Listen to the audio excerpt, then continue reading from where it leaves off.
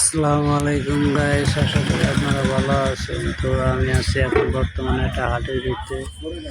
তো দেখতেছেন যে বরই আছে, কলা আছে, আনারস আছে, আপেল আছে। ওই যে রাস্তার ভিতরে দেখছেন, দেখা যাইতেছে। হ্যাঁ, ভিডিওটা যদি ভালো লাগে তাহলে অবশ্যই আপনারা একটু শেয়ার করে দেবেন। হ্যাঁ, আশা করি বুঝতে পারছেন। ধন্যবাদ। সবাই ভালো থাকেন, সুস্থ থাকেন, এই কামনা করে আপনাদের শুভেচ্ছা। আসসালামু আলাইকুম।